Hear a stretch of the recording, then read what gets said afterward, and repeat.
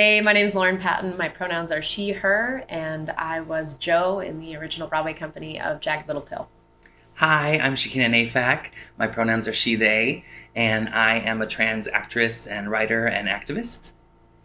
And we are making this video. It's something we've talked about for a little while. We've known each other through the Broadway community for some time now, but this past summer, really, we started talking about Jagged Little Pill, and specifically about the character that I played, Jo. And we had these really long, fruitful conversations about it, and we decided that it would be best to have this conversation and share it with folks because, we think it's important, both of us, I think, for transparency around these kind of conversations. And also, we just really enjoyed it, and we thought that it would be good to share it with people. Yeah, we hope that you can take a little bit from what we have learned in our conversations. We're not going to try and recreate anything. We're really going to get into it and just explore Lauren's experience, basically from beginning to end, or beginning to where we are now, I should say, with the character of Jo. The intention is to, as Lauren said, be transparent, to offer Lauren the chance to be accountable for her relationship to the show and the fans and the material and the character. And we're only going to speak about Lauren's experience. So we're not going to bring anybody else or anything else into this conversation. It's really a space to kind of unpack from an actor's point of view what this journey has been like. Yeah. Awesome. Thanks for doing this with me, Shakina. For sure. Yeah. I'm happy to be here and chatting with you. Yes. Okay, now we're turning Yes. to face you, my friend. Yeah. So why don't we start just from the very beginning? It's a very good place to start, as you know. Yes, it is. Yeah. Good quote. So I joined Jagged Little Pill for the first reading that they did with actors. It was the first draft of the script, and that was in summer of 2017. And I had an audition for the reading, and the character was, there was a couple of scenes that we read, but then the first draft wasn't completed yet. So it was super, it was a very sketch of what this person might be. And, I pretty much just knew that she was a queer teenager and what her relationship with Frankie was looking like. And so, I had the joy of being able to be there from the first reading on. I hadn't really I'd never originated a character like that before, so it was super exciting. And our first experience was with a 29-hour reading to see what the first draft was like. And then there was a workshop later on in 2017. And then it was preparations for the out-of-town tryout at ART in Cambridge after that. But, getting to be with it from the start was something that was really beautiful experience for me. But the moment of clarity came when I was talking with fans, and it became clear, what I am playing and the relationship that I am embodying and feel myself with questions around gender is reading as something that is less question and more formed relationship to gender identity. And I immediately, as soon as that became clear, knew that then that was something that was going to have to be addressed, because that's not something that I could represent. Right. So even before that became addressed, I'm sort of wondering, from an actor's point of view, you're inside of this character, you're developing this character, and bringing them to life from the page to the rehearsal room. And you're bringing with you all of the experiences that you have as a queer woman who sort of presents, I'm just going to say, mask of center. How were you understanding Jo, from your own point of view, as a person who was bringing this character to life? Yeah. I think that throughout my whole time with Jagged, which, continues even during this pandemic shutdown time of what my relationship is to this character and the show and the story, I think I was fairly newly out when I started to develop this role. And so I felt like such a baby in it in a lot of ways, even though I'm older than the character. And it was this like parallel track of, as I'm in these deep conversations in rehearsal when you're developing a character, of like what's happening in each scene and where this character is, I was finding things in myself that were like really emotionally resonating for me as a person too. Sure. So it felt like it was less like, oh, I have this really fully formed experience of mine that I'm taking and bringing into this rehearsal space to say, like, let's find a way to do that. It was more that, like, things were vibrating at the same level. Sure. And, I think that, and, you and I have had long conversations about this. There's a lot in my relationship to gender personally that is not really cut and dried. Sure. And it's not stuff I talk about online really. And it's not, it's something that I, have my boundaries around and have my protections around. Yeah. But, the best that I can say about it in a way that feels right for me is that the notion of like hand in my pocket, and that's how that song functions in the show, and like I'm this and also this, and I don't have it figured out, and I don't have a way to just, I'm all of these things that seem contradictory. Yeah. That is personal in a way that is not necessarily visible to the public for me. Sure. And I think like that story of questioning and oscillation in relationship to, yes, sexuality, and also for me, gender, is, I think really central to how the character of Joe has always very deeply resonated for me from the moments of first development onward. Yeah. One of the reasons why I reached out to you when things became controversial publicly was because I felt a certain way as a trans activist who's advocating for representation, and I felt another sort of way as an actor who has used my creative work as a way to explore my own gender and sexuality. And I felt troubled by the ways that you as a person were being kind of put in some crosshairs.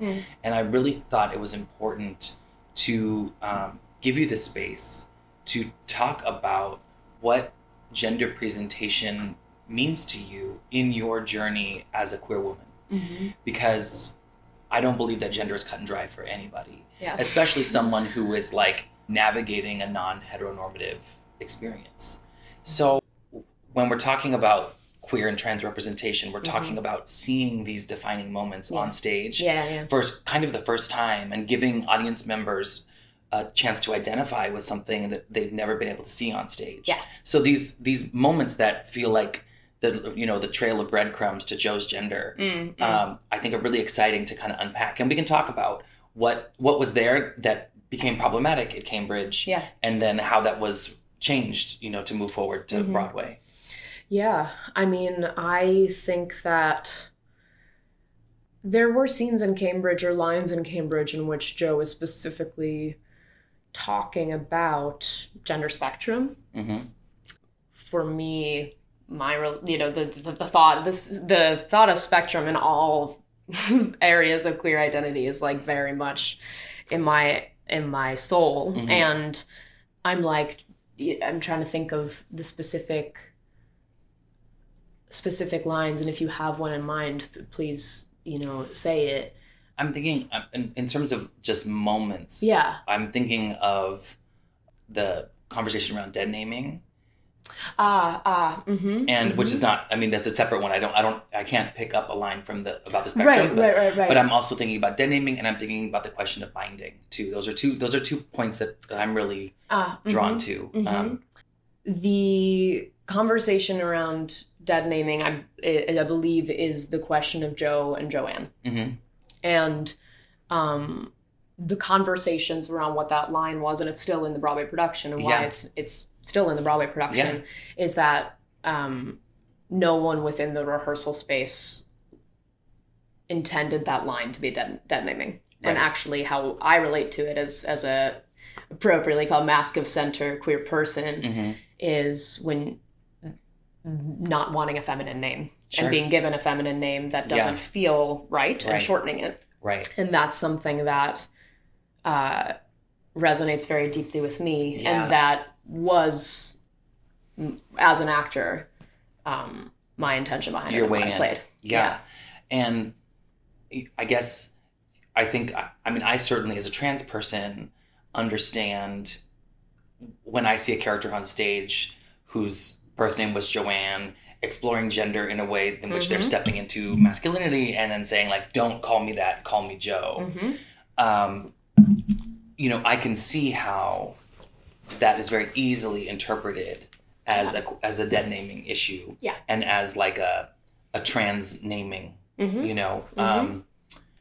so that feels like one of those ambiguous points that could clearly, signify to some folks one thing and signify to other folks another thing. 100%. And I think that that's the important thing that I know you and I have discussed as well about this is like that ambiguity was intentional. Yeah. And it caused harm. Yeah. And like that is, I think, a lot of what I feel for me to take accountability. Like that's what I need to say because it's true. Yeah. And like it's not that when I was performing that line, I did not think that trans people wouldn't relate to it. I was like, I can see exactly how trans people would relate to it. Yeah. And prior to having discussions with folks at Stage Door and seeing how it was affecting audience members, the ambiguity I was thinking was like, it can mean this for one person, it can mean this for another person, and both of those things are equal, valid, and beautiful. And I think that where I went wrong in a lot of ways, particularly in how I talked to fans at Cambridge, how I described this character to people in Cambridge, was that I wanted to try to be everything for everyone. Sure. Okay, so I think there's a difference between creating something that's open for interpretation and intentionally ambiguous, which is in itself very queer. And then, like you're saying, making statements from the side of one of the creators, which I'm going to call you in terms of being a part of this team, that, I don't know, I think the problematic lies in affirming the interpretation rather than saying like, I'm so glad that spoke to you in that way. Yeah. I'm so glad you received that from what we're creating. Yeah. Not like, I'm so glad I could be that for you. 100%. Yeah. I think that's spot on. And, the truth is that I did not know as much as I should. And stepping into something that I did know would resonate with a lot of folks, a lot of queer folks, and a lot of trans folks. And I understood that going in, and I knew that if you are doing something that's talking about gender, when it is something that, yes, I feel very deeply, I relate to, and I am not trans, but I can see, and going in, I know that trans people are going to relate to it. I should have known more how to talk about it. I should have known how to, exactly as you said, affirm the experience without trying to be it or all of those things, and that's a big thing that I look back on and I can see where I have a part in the harm that was caused.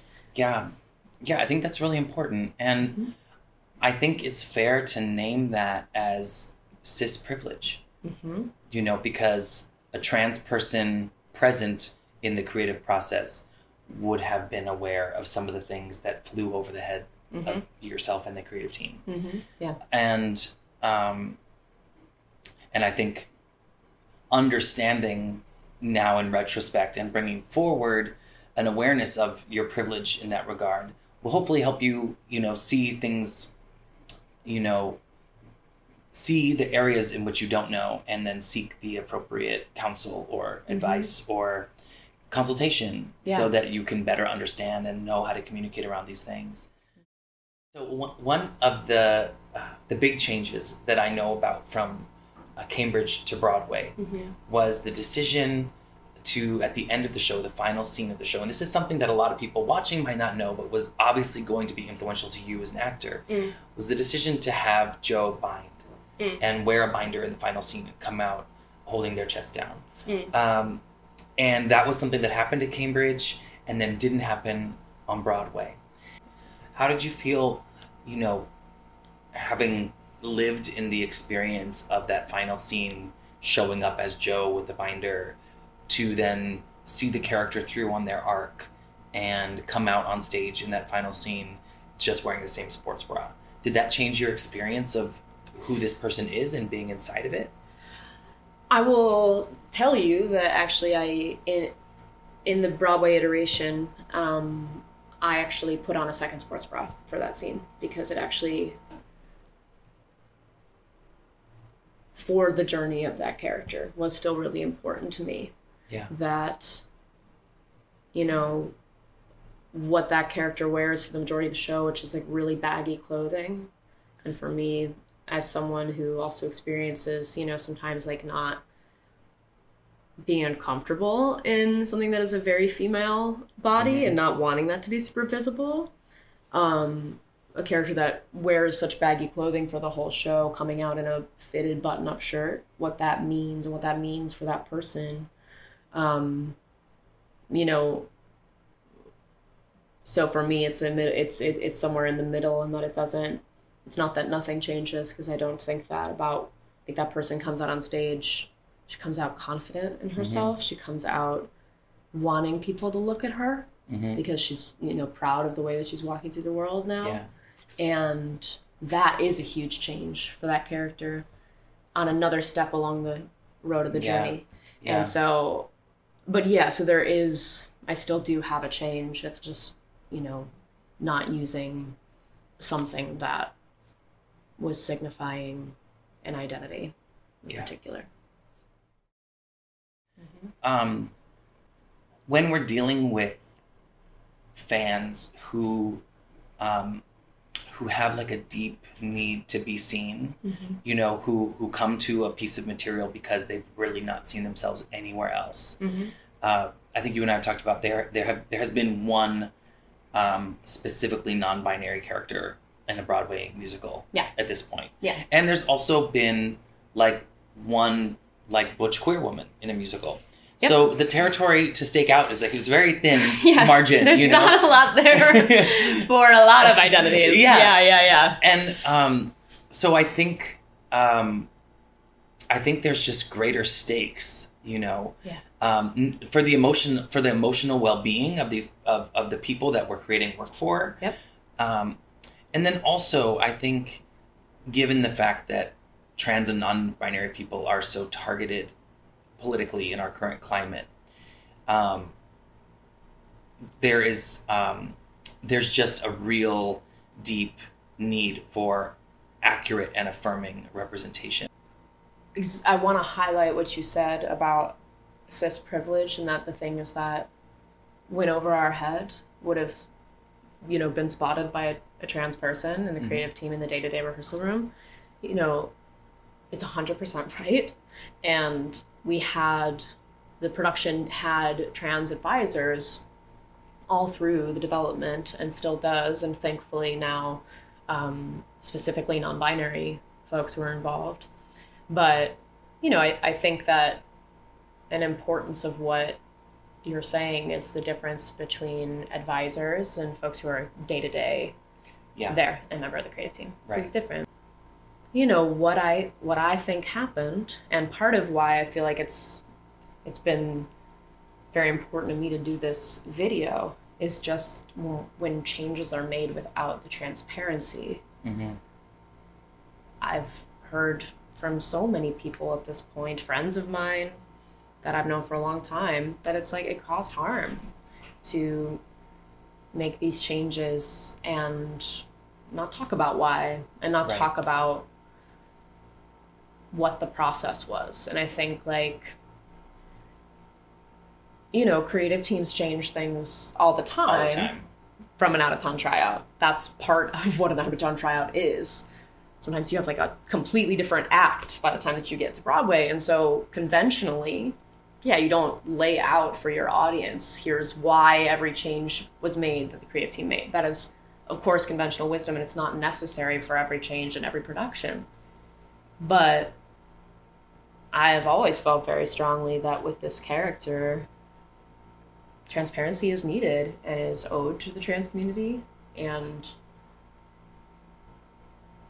it's because of all the things that you also said of how trans and non-binary folks are targeted so deeply. It's to not listen and to not hear the calls for transparency would be so egregious. Yeah. And, you know, I feel strongly that it's owed, and I think that was an issue that I had, and clearly a lot of trans folks had as well. Yeah. Well, let's talk about that after I sip this liqueur. Well, I'll take a sip too. So, folks started. An issue was raised around appropriation of non-binary identity by having a cis actor playing a non-binary role. Mm-hmm. And then the issue was raised of trans erasure, when the role was changed from ambiguous, we'll say, to trying to clarify like a cis but queer experience. I mean, for folks who might not know what it's like to be inside the development of a new musical, that the creative team, you know, once they cast you, they knew they wanted you to be in this role. And when you have an actor in a role in a new musical, you start to build that role in some ways around and for that person. Yeah. So when it became clear in Cambridge that y'all had ventured into territory that was problematic and causing harm, and the decision came to focus less on Joe's gender journey and more on their gender presentation in regards to their sexuality and their queer identity, was that in some ways shaped by like, let's return to the source and really like make this role in this iteration right for Lauren? Was that part of the conversation? Also, you have a cat hair, right? Truly, my cat's meowing through this whole video. I got cat hair all over me. You're really seeing what it's like to be in my home. You know, I think that, here's the thing is, like, I can't speak for the creative team. Sure. What I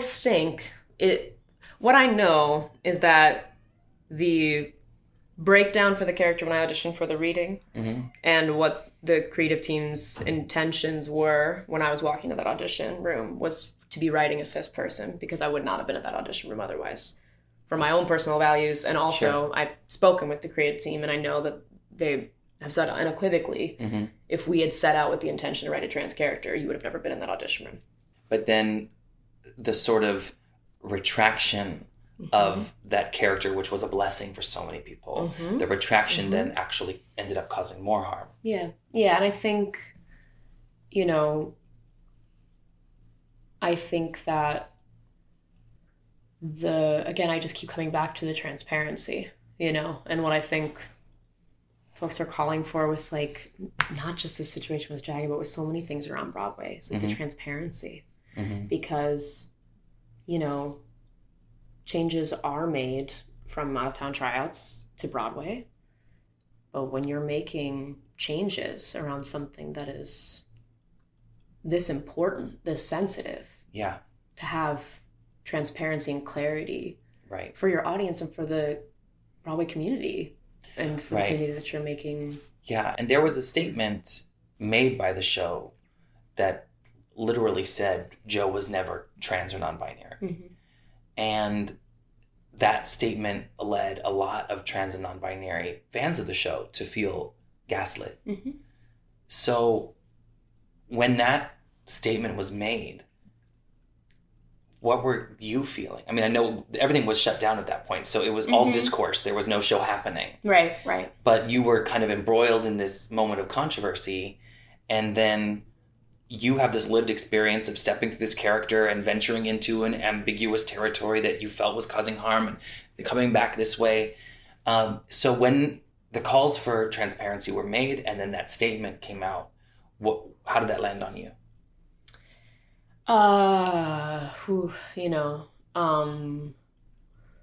Very painfully. I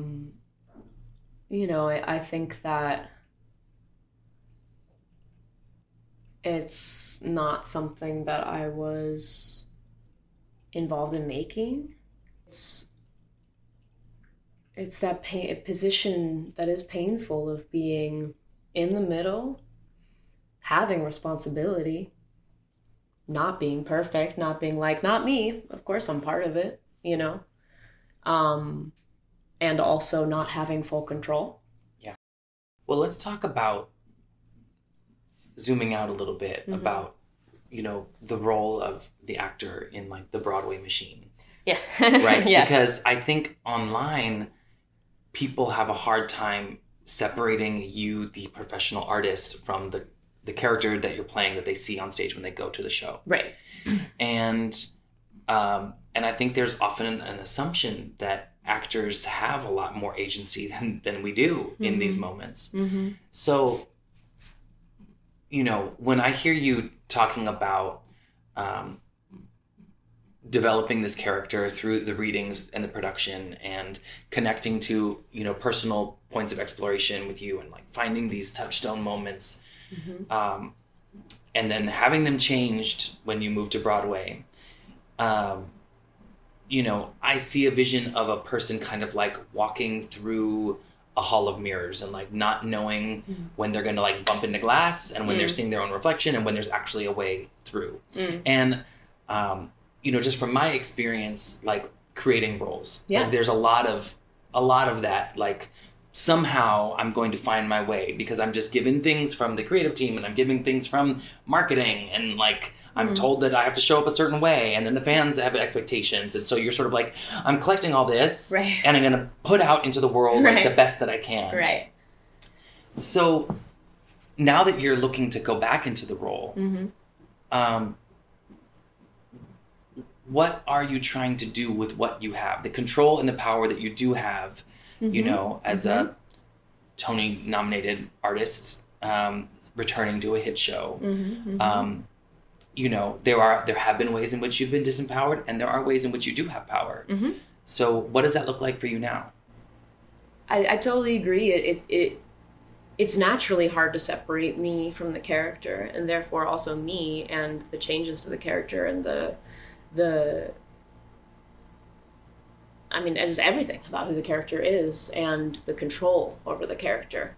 But ultimately, while in some ways I naturally feel a lot of connection and ownership over the character because I've developed it from the beginning, it's ultimately not really my character. It lives very long beyond me. Right. There will be many, many beautiful artists who will play this character.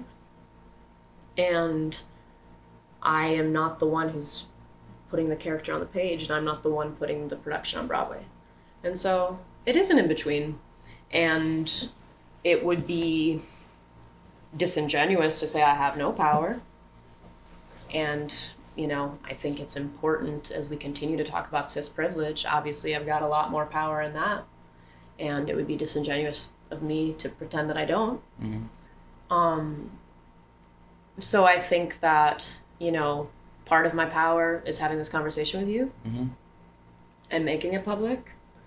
And part of my power is returning to the production with these conversations that I've, been able to now really be part of with the producers and the creative team and moving forward. And I think my power is in like continued actions, that it's not like, this conversation goes online and like, you know, Yeah, cool, right. you know, Right. like. I think it's so exciting to think about this character, as you mentioned, of being able to be a lot of things for a lot of people. And I just, you know, I hope that that can be a choice that the actor gets to make in the future. And there's a sort of scarcity mentality around representation of like butch queer women identity and trans masc identity, and this idea that we are competing for visibility and competing for space. And I actually think it's really important for, you know, masc-center queer women to be seeing this role and to be seeing you out there experiencing that comfort and confidence in a button-down shirt, as important as it is for, you know, a non-binary or trans masculine person to, you know, hopefully one day be seeing a non-binary actor or a trans masc actor having that same journey. I love that the container of Joe can hold all of those things. Yeah. And I hope we get the chance to, you know, see them really, you know, filled up. Yeah, I think that's something that is really beautiful to me as well. And, you know, I'm very proud of the representation that I can provide for queer women, and that's something I'm you know, I think you had talked about, you mentioned scarcity mentality, and it's like we are so trained to feel that in this industry for so many reasons. And of course we feel it with representation. And I love you using they, them pronouns with Joe, and I think that, you know, that's something that I can continue to take accountability around, that I've already spoken on in the past. But, you know, there was a time in which I used they, them pronouns for Joe, and my intention around it was sort of what you've just shared, which is that using they, them pronouns as a way to not gender and to leave it open for folks. And that was my intention in Cambridge, so that for all of people's experiences of Joe, it was open and I was affirming. And, you know, I know that was not the impact of me using those pronouns for that character. And, you know, I continue to think about that and take accountability around what that decision of mine as a cis person in that position meant. Yeah. Do you think that you can talk about Joe using she, her pronouns, and that a trans or non-binary fan of the show can talk about Joe using they, them pronouns, or even he, him pronouns, and that all of those things can be true? Yes. I think that is the truest thing that I can think of for how I've seen this character, and what excites me the most about theater making, you know, and what I deeply hope theater can be, is that there's absolutely no reason to me why all of those views of gender for Joe, all of those pronouns can't be applicable. And you know, that, yeah, I just think that that's the exciting potential of queer theater as well. Yeah. And why we need more of it. Yeah. Yeah. I mean, you know, I think that queer people and trans people and non-binary people are really accustomed to a kind of process of translation when it comes to spectating, where we just translate what we're seeing into an experience that we know and understand, because it's not actually being given to us in a way that is fully representative. Right. And so, again, that's probably why experiencing and seeing Joe as non-binary and then having that taken away was painful. Yes. But I could also say that, like, I'm going to come back and see Jagged when y'all open on Broadway. And even after we've had this hour-long conversation, I'm going to be like, that's a trans character. That's a trans character for me. Yeah. You know? And, like, that's the experience I'm going to have. Yes. And I think that if it would be such a deep disservice to take that away, or to be like, no, It can't be that. Like, Right. how dare anybody say Yeah. that you can't have that experience in Yeah. the theater? You know, that is deeply antithetical to art, I feel. Well, and I think that's unfortunately what that message did, you know, in the way it was received. And so I hope that the show can come forward, that you can come forward through this video and in other places to say, go ahead and claim that character for you. Like, claim Joe for you the way that you need Joe to be. Because I believe that that's the truest intention with which the character was written. So, yeah, I hope that folks can feel invited, trans folks and non-binary folks can feel invited to claim and own that character the way that we claim and own Angel, the way that we claim and own anybody's. Yeah. You know, we only have, like I said, a trail of breadcrumbs, so it's important that we harvest what's ours. Yeah, 100%. I want to ask a tough question, and if it doesn't come out right, we don't have to include it. But I feel like it would be remiss to not just ask this and open up Pandora's box a little bit. Yeah. Why not walk away? Why not say, I think this role should be played by a trans and non-binary person, and I'm going to step aside? I thought about it a lot. If the situation that I'd contributed to was as cut and dried as I walked in and auditioned for a trans character, took that role, played a character that was canonically trans in the script unambiguously, thought it was okay, realized it wasn't, and then said, I learned, but also I'm still going to play the character, that would not fly for me. It's not in my integrity. I think that because this situation is messier than that and more nuanced than that, and ultimately every time that I have been on stage as Joe, whether it was the Cambridge script or the Broadway script or any of the development scripts, it has been a character that lives deeper in my body and in my spirit than I can properly express, because that is how I relate to this character. I did think I ultimately wanted to be part of reopening the show on Broadway, be part of being able to have an experience with the character in the show and a closure ultimately with the character in the show that's not the weird two-show COVID March 11th time. Right. You know, and I think that as we sit here and, you know, talk about and hold accountability for myself for the harm caused, the honest counterpart to that is the many queer folks that I've talked to that I know this character in current iteration has also still given a lot to.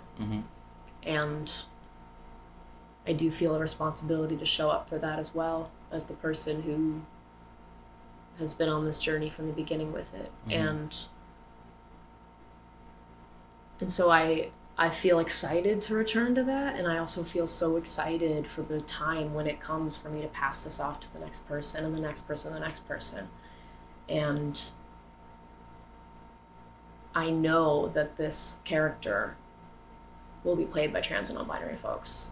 And I'm so excited and thrilled for the like vast future that this character's representation will have. Yeah. But you know, it's messy, and it's not, you know, it might not, it's not the choice that like would maybe make me look a certain way, make me be able to like make a grand statement on social media, you know what I mean, and like, and I also think it's the more like complicated, honest, messy truth of what this whole experience has been, and like it's not cut and dried, and a cut and dried solution or response doesn't, you know, feel right for it either, I think. Yeah. Well, I think that this has been a really fruitful conversation, and I thank you for sharing from your heart in areas that feel uncomfortable, because that's really the first and most important step to holding yourself accountable as someone who's coming from a position of privilege in this conversation. Yeah. And I hope that folks watching also have gained a little more insight into what this journey has been like for you, and what it's like to be on the inside of a Broadway show working through messy stuff. Because ultimately, what I love about Jagged, what I love about this team, what I love about you is that you're not holding back from the mess.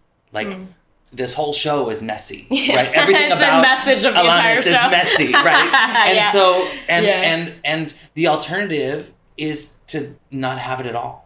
Yeah. You know? Yeah. And I, for one, would rather have dangerous, messy, potentially problematic theater trying to work itself out than to never have the chance to see myself or people like me on stage. Yeah.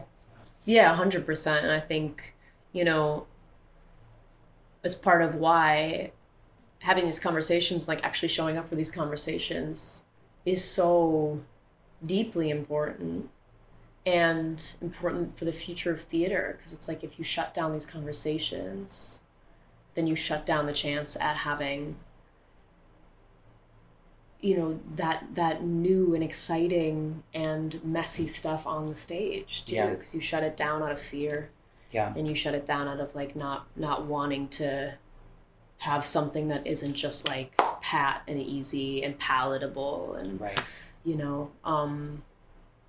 So yeah, to have a difficult conversation is like, that's part of my responsibility as an artist, I think, and I'm deeply grateful that for all the conversations we've had and for this one. I'm so thankful. Yeah, sure. Yeah.